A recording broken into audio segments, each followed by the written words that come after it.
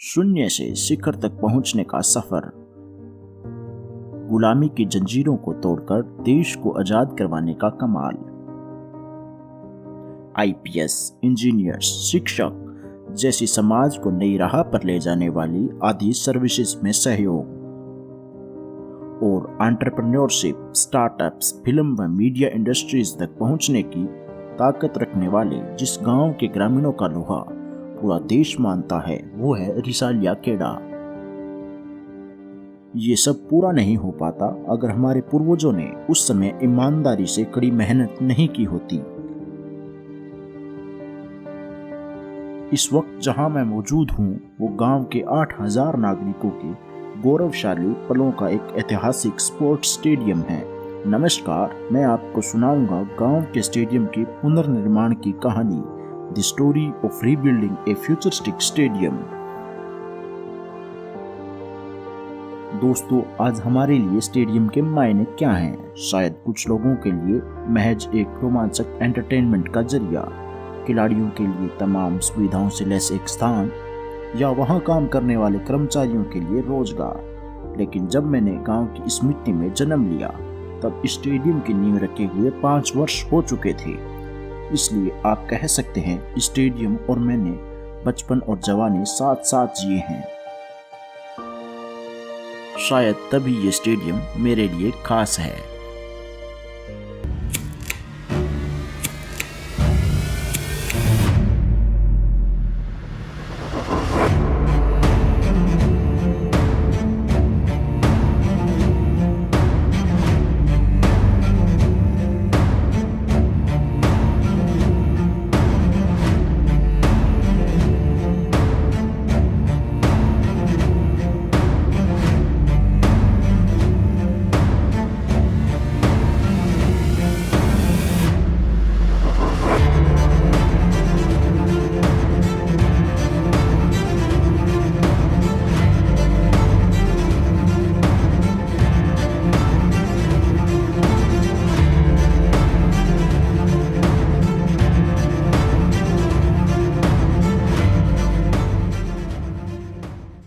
रिसालिया खेड़ा के इस स्टेडियम के लिए आज का दिन बड़ा ही महत्वपूर्ण है, क्योंकि बहुत लंबे समय के बाद इस स्टेडियम में गेम्स फिर से शुरू हो रहे हैं। सभी खिलाड़ी और दर्शक इस विशाल स्टेडियम को देखकर दंग हैं, क्योंकि इस सप्ताह ये स्टेडियम वेन्यू होगा 2 बेहतरीन स्पोर्टिंग इवेंट्स का।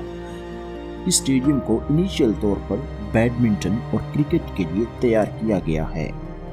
इस नए मैदान में क्रिकेट के खेल में सीनियर टीम आज मुकाबला करेगी वीएलसी यानी विवेकानंद लाइब्रेरी क्लब से। ये स्टेडियम का पहला क्रिकेट मुकाबला है और यहाँ काफी भीड़ जम रही है। सभी दर्शकों को मजा आने वाला है, क्योंकि सभी के दिलों पर राज करने वाले क्रिकेट की बात ही कुछ और है। क्रिकेट की शुरुआत हुई थी इंग्लैंड के हरे भरे मैदानों में और लगातार बढ़ते ब्रिटिश साम्राज्य के साथ दुनिया भर में फैल गया। इस खेल ने अपने कई ब्रिटिश राज्यों में जड़ें जमा ली और आज करीब 100 से भी अधिक देशों में क्रिकेट खेला जाता है। 2001 में ये स्टेडियम और क्रिकेट दोनों ही गांव के लिए पूरी तरह बदल गए, क्योंकि 2001 में ही इस स्टेडियम की 4 दीवारी को उस समय की हरियाणा सरकार ने बनवाया था और गांव की टीम ने उस साल इस स्टेडियम में एक बड़े टूर्नामेंट में जीत दर्ज की। 2001 से 2008 तक गांव की टीम ने एक के बाद एक टूर्नामेंट जीते। तब तक रिसालिया खेड़ा की क्रिकेट टीम के प्लेयर्स दूर दराज के गांवों में फेमस हो चुके थे।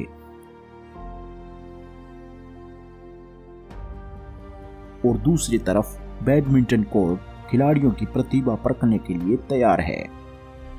किसी महान खिलाड़ी ने कहा है, बैडमिंटन बेले डांसिंग की तरह होता है। इसके लिए बहुत अधिक नियंत्रण, शक्ति और माइंड प्ले और मापी गई गति की आवश्यकता होती है।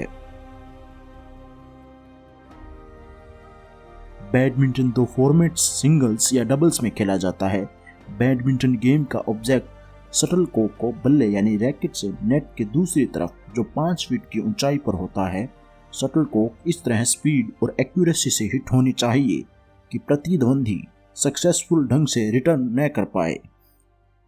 बैडमिंटन खेल की शुरुआत हुई थी 2000 साल पहले चीन के सियान शहर में, और फिर 1870 में इसे इंग्लैंड में खेला जाने लगा और इसके बाद कनाडा में ये खेल पॉपुलर होता गया।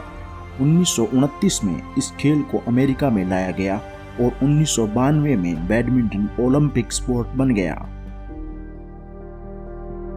दुनिया का सबसे रिच स्टैंडर्ड्स का खेल फुटबॉल भी धीरे धीरे इस स्टेडियम में अपनी संभावनाएं खोजने लगा है। खिलाड़ी फुटबॉल के खेल के लिए भी काफी उत्सुक नजर आ रहे हैं। बहुत ही कम समय बाकी है जब ये स्टेडियम फुटबॉल के लिए भी पूरी तरह तैयार होगा। क्या फुटबॉल इस स्टेडियम का तीसरा स्पोर्टिंग इवेंट बन पाएगा? इतने सारे खेलों की कहानियां और इनके सितारे होने की वजह से रिसालिया खेड़ा आज जिले के सबसे बेहतरीन स्टेडियम का घर है।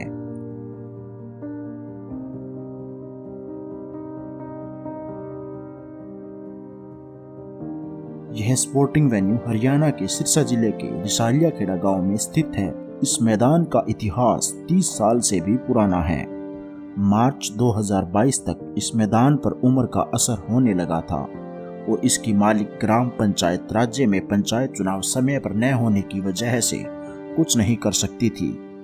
इस स्टेडियम की आउटफील्ड बिल्कुल ही डिस्ट्रॉय हो चुकी थी और साथ ही यह एक वेस्ट डंपिंग जोन बन चुका था। और फिर गांव के युवा सदस्यों का एक ग्रुप जो हर रोज गांव के मुद्दों व देश विदेश की गतिविधियों पर कड़ी नजर रखता है, वो एक शाम अपनी रोजमर्रा की चर्चा कर रहे थे। तब ग्रुप के एक सदस्य प्रशांत स्वामी ने गांव के स्टेडियम की सफाई करवाने के बारे में अपनी बात रखी और उसी समय सभी सदस्यों ने बिना किसी ऑब्जेक्शन के इस बात को आगे बढ़ाते हुए प्लान बनाया कि क्यों ना इस स्टेडियम को हम तैयार कर घास लगवा दें। और फिर उसी समय गठन हुआ स्टेडियम विकास कमेटी का। जो बात सिंपल साफ सफाई से शुरू हुई थी वो एक नया स्टेडियम बनाने में तब्दील हो गई और फैसला लिया गया सिरसा जिले के सबसे बेहतरीन स्टेडियम बनाने का, जो मिसाल होगा खेल के प्रति रिसालिया खेड़ा के लगाव का। स्टेडियम विकास कमेटी को मजबूत बनाने के लिए जरूरत थी कुछ प्रतिभाशाली सदस्यों की जो हर परिस्थिति में मैक्सिमम आउटपुट दे सकें, क्योंकि 4 एकड़ में फैले स्टेडियम को रीबिल्ड करना इतना भी आसान काम नहीं था। ऐसे प्रतिभाशाली सदस्यों द्वारा ऑर्गेनाइज्ड तरीके से काम हो और सभी सदस्य एक दूसरे के प्लान को रिस्पेक्ट दें, इसलिए एक ब्लॉकचेन सिस्टम तैयार किया गया।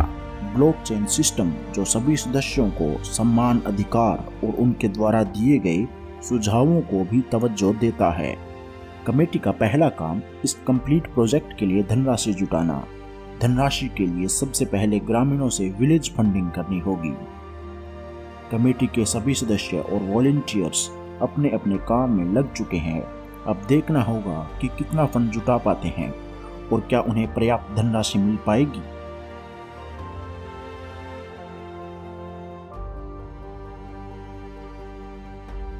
ये सब हम जानेंगे हमारे सबसे बड़े त्योहार फेस्टिवल ऑफ लाइट्स यानी इस दीपावली को। तब तक आप इस एपिसोड को शेयर और चैनल को सब्सक्राइब कीजिए। आप सभी को दशहरे की बहुत बहुत शुभकामनाएं। जय हिंद, जय भारत, जय जवान, जय किसान।